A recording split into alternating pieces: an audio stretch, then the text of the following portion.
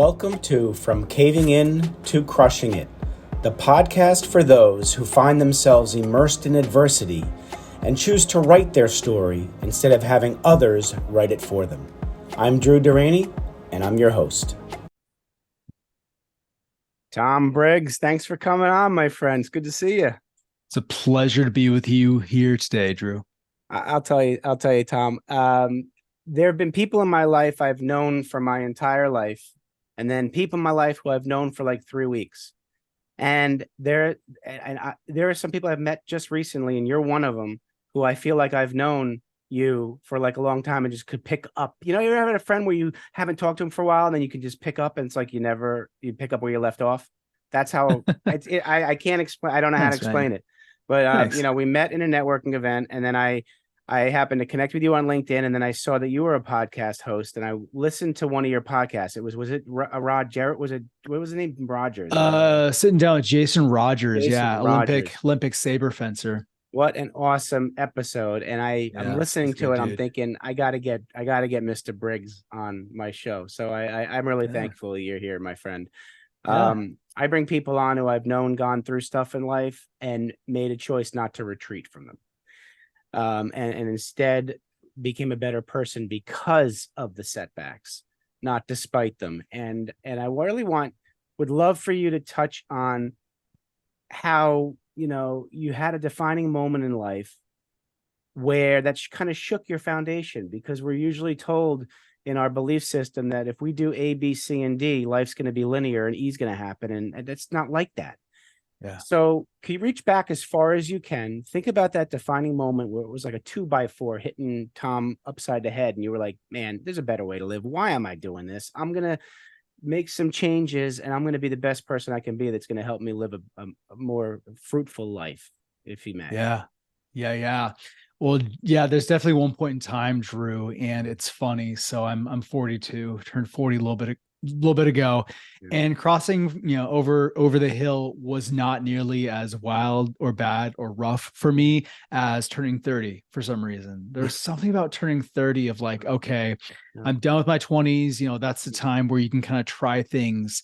But I came to 30 and I was like, oh my gosh, I had this maybe mega existential crisis. I was 10 years into my career. I was working for a family, actually, old friend of mine who, we'd been journeying together a while, but it hit a point where I could tell, like, if I was being fully honest with myself, that it was time for us to part ways, which was very, very difficult. Sure. This person, I think, thought we were gonna, skip on down the path merrily together until we retired as old men. So to step away from that really challenged both that, relationship, and then just my conception of who I was and, how I was going in the world. Son of a workaholic. So I know, looking back, that I took way too much of my identity from my career, as a man, as a working professional, as a dad. I layered a lot on what am I doing 9 to 5, what am I putting out into the world, so much so that it hit the point where no career can bear that much weight upon it. And it collapsed, and honestly forced me, kicked me into a little bit of a reset cycle where forced me to go way back to when I was way younger, kind of look at some of the family origin stuff that I came out of, and really take a little pause and say, okay, how do I want to be? If I get this hard reset, the beauty of life is, we all get a do-over, if we want it. You just have to push that button, and sometimes that means nuking everything. Fortunately, it wasn't that dramatic, though. If you asked me at the time, it would have felt like the world was upside down, the Titanic was slipping under the waves. But yeah, very, very formative. Well, a few things that you said, and one of the main things is people come into our life, right? And when they come in, I think there's an assumption, at least there has been for me, that they're going to be in my life forever. But there's that old adage that people come into your life for was a season, a reason, or a lifetime, however order you do it. And it's true. And I think most of us, when we're young, we think people are going to be with us forever when we meet them. And so how was it for you? Did you have a belief that this partner, this friend of yours, was going to be in your life forever? And how did you go about that separation without like devastating yourself or him or your inner child or whatever the heck? Yeah. It was wild. I'd been walking with this guy since, middle school. Yeah. We grew up together. We were Right. snowboarding buddies. Yeah. We'd cut school and go up and ride at the mountain. Yeah. And it was challenging because I think I was further along in that journey. I think when I brought it up to him, it hit him a little bit like the 2x4. And I thought, okay, this is going to be a typical 2-week severance. And then, came back in the next day. He's like, okay, you're done here. Get out now. I'm like, okay. So yeah, it was challenging. But it really, by throwing me back on my heels, it really forced me to unpack, life is lessons, right? So, I mean, I look back and I learned so much about business culture formation, leadership, what it means to stand on core values. And then, as I'm looking in, going on in my career now, values alignment has been, one of the key things. And I think that's one of the things that you mentioned earlier, you and I resonated on. Yes, You can tell it's always such a good yardstick where, if I come across someone networking or if I'm, considering a collaboration, business collaboration, really leading with values, I found that's a really nice way to know from day one versus, 6-9 months down the road where you're talking past each other, you find you can't stand each other, and it just, it's not workable. Values have been such a core component of guiding me. Been a North Star. I agree 100%. So take us when you ventured out and what you really helped bring about is that complacency is a killer of innovation and creativity. And by you realizing that you were a little bit ahead of your partner and that broke off, you broke some complacency, which then enabled you to see things in a different way. And there are many people in life who are just complacent, and they will comply with what they hear, and they just travel through life on autopilot and not really live. You gave yourself an opportunity to live. So now that you gave yourself that opportunity, Tom, tell me how your life took off after that.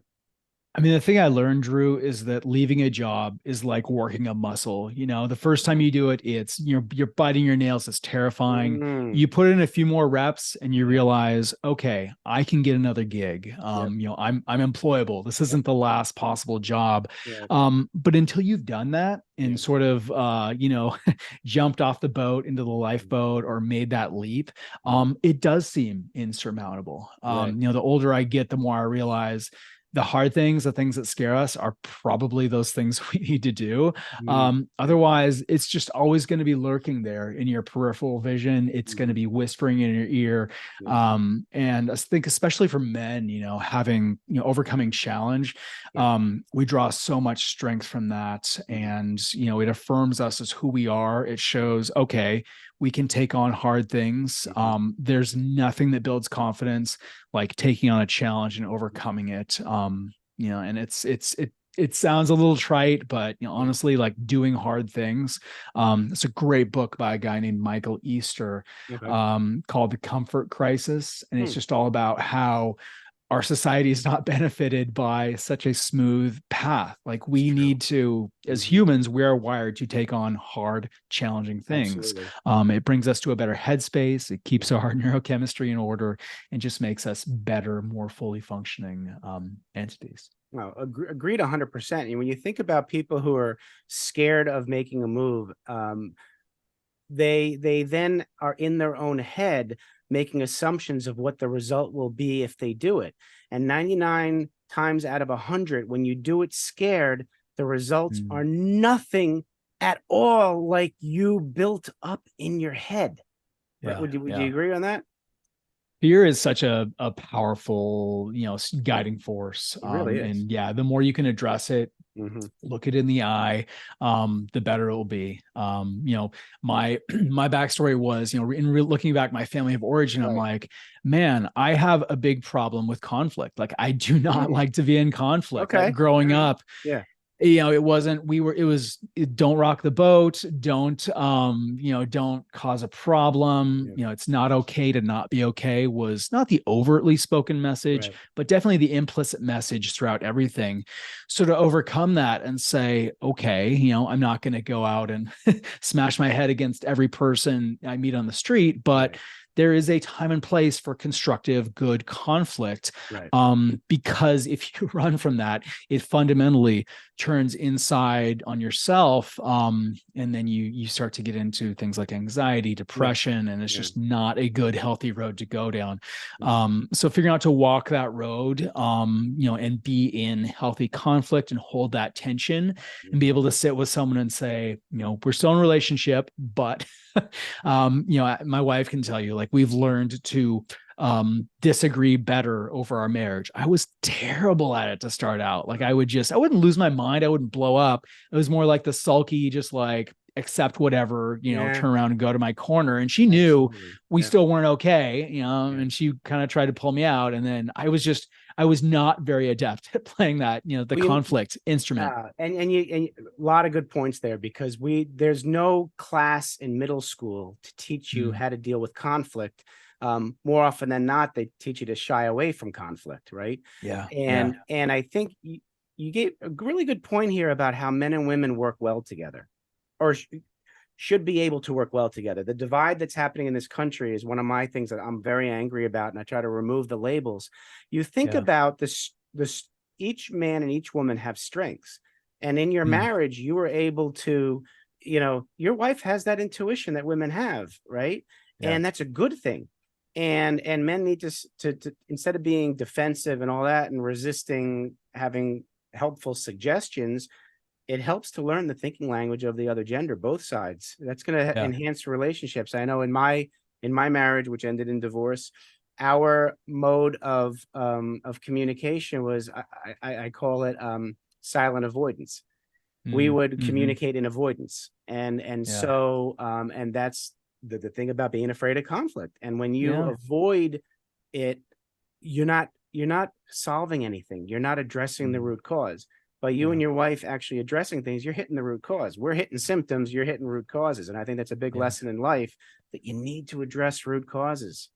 Yeah. And knowing that, it may be ugly the first few times, you may not do it well, and that's okay. Not feeling like you have to do it perfect from day one. Like, even just, if you each move an inch toward each other, you're still moving toward, you're stepping away from that avoidance, like just not addressing it mentality. Yeah. I love it. Somebody mentioned to me yesterday that the best way to go in life is try to improve 1% each day. Yeah. No, that's huge. I mean, and I think that's, you would talk about core values. Continual growth, continual evolution. I'm into martial arts. So, you are, okay. And I got into it after college because I realized, okay, I'm done with my formal structured education. I need another ladder to climb. Like, I was going out in the wide open world, which is fundamentally very unstructured. I'm like, holy cow, I need a nice to continue this ladder. I'm not going to go get a graduate degree right now. I have just about as much, student loan debt as I can handle, but hey, this will keep me sharp physically. It'll give me something, as I was looking at, I believe in staying in shape, and really just, equipping good skills for life. And that's been a really nice way to sort of, you talk about conflict, and the arts I've studied, they're not conflict based. It's not, like going and smash the other person's face into the mat. It's more, what I've come to realize, Drew, is the biggest opponent I will ever face is myself. Absolutely. That is bigger than any like 500-pound dude I will face on the mat.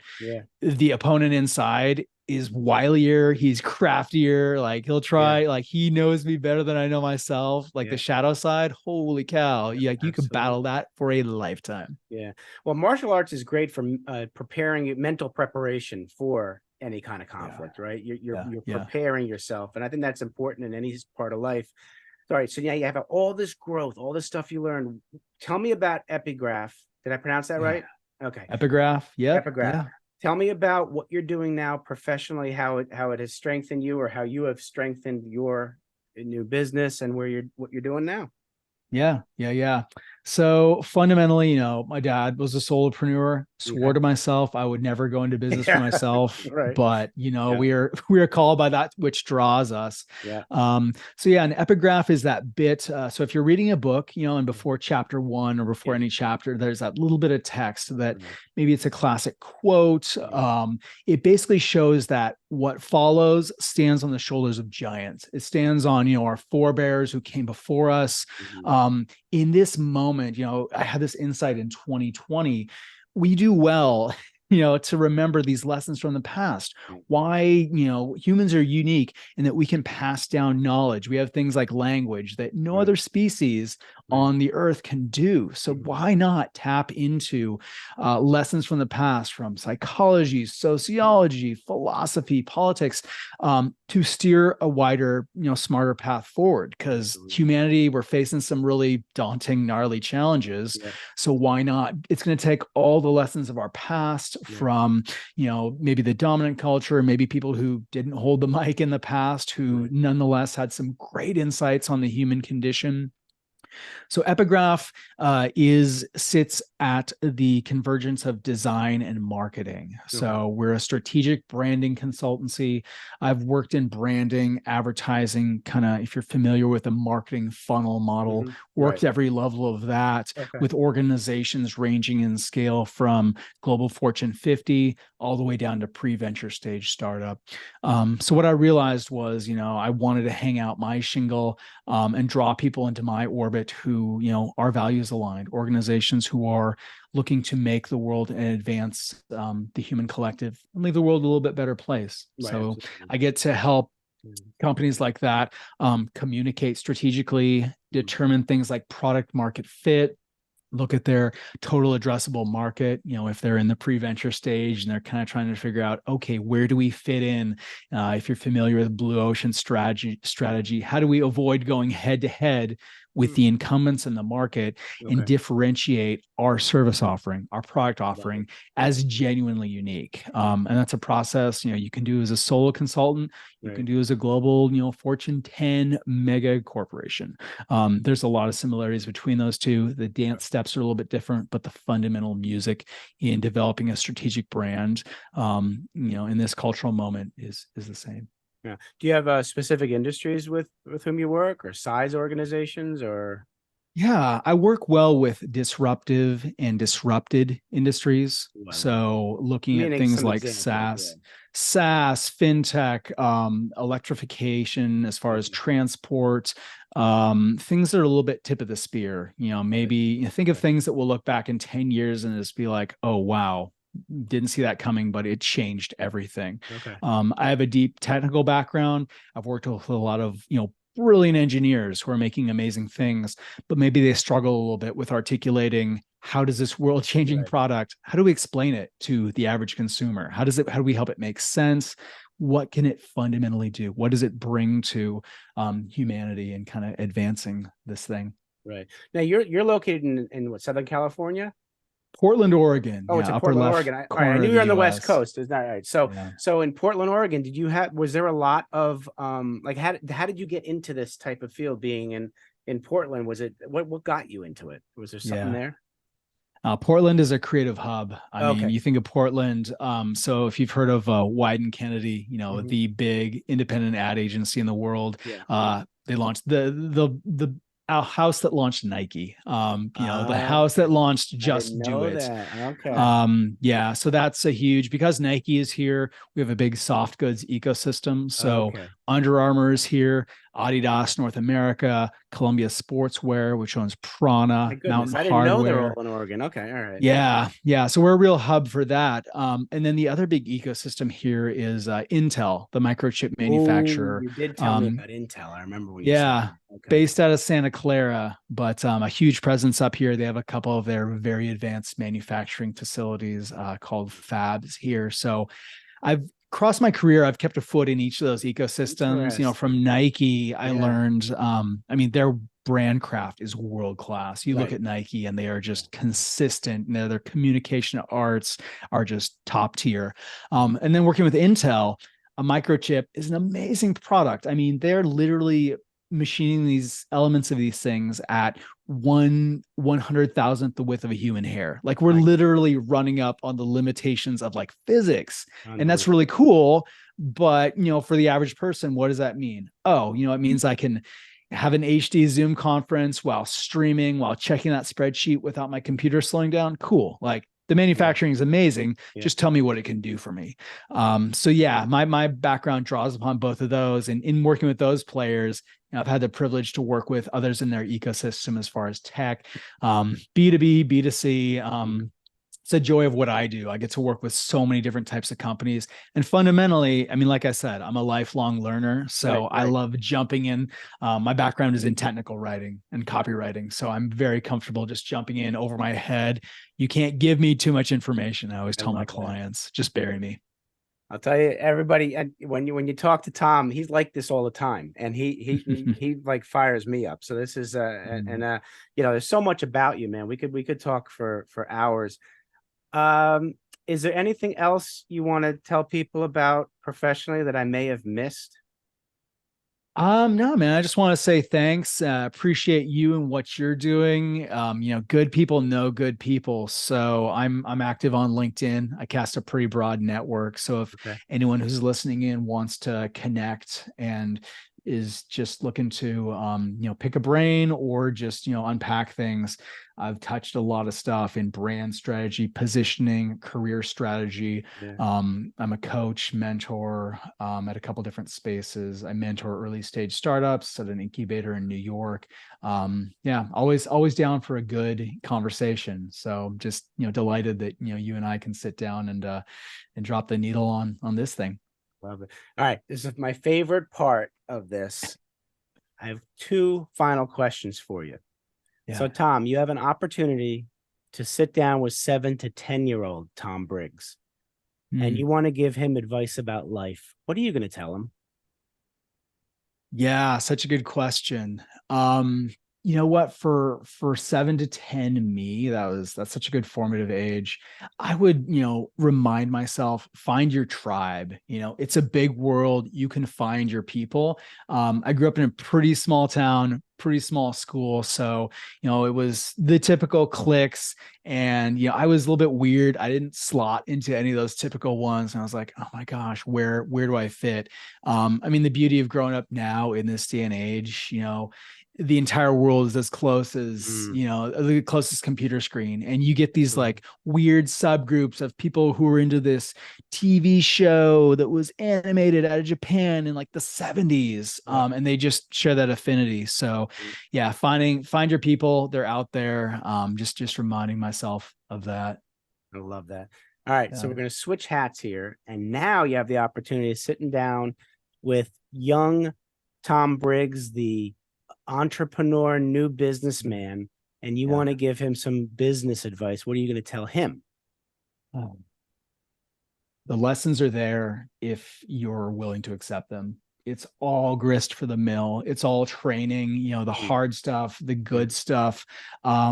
Just reminding myself to look for the lesson, even in those hard times. My dad's an executive coach and consultant. So I've had like leadership dripped into me from a very early age. And it's all, I look back at all the, my career at the time, I thought it was taking weird right angles. But looking back, the privilege of anyone is you get to craft your story. You get to help that stuff make sense. And stuff like I took a summer off, or one of my summers in college, I drove commercial water delivery trucks for a summer. And I was like, at the time that felt like, shouldn't I have been getting an internship, building my professional skills? But looking back, I learned to step into a realm I knew nothing about. I learned to deliver exceptional customer service, even when maybe the customer was, a giant red-faced guy on a big tractor who was losing his mind because I had done something wrong. But just the lessons are always there for those who are willing to absorb them and see them from life. What lessons can you take away and just use those to always be sharpening the saw, always be getting better. I love that message, Tom, because, in the audience, there may be some of you who don't realize it, that there's a lesson around every corner. Whether you take a left or right, go straight, go backwards, you're going to find a lesson. So I suggest you just look for that lesson, because more often than not, when something really challenging happens in your life, it ends up being a gift, and I'll say wrapped in sandpaper. Because if you wrap something in sandpaper, that's not too pretty, right? Why would I want to? There are opportunities everywhere, and if you can reframe rejection and turn it into a positive, you'll find yourself wanting to send a thank you note to people, because things happen for a reason. Find that reason. Tom, you are awesome, man.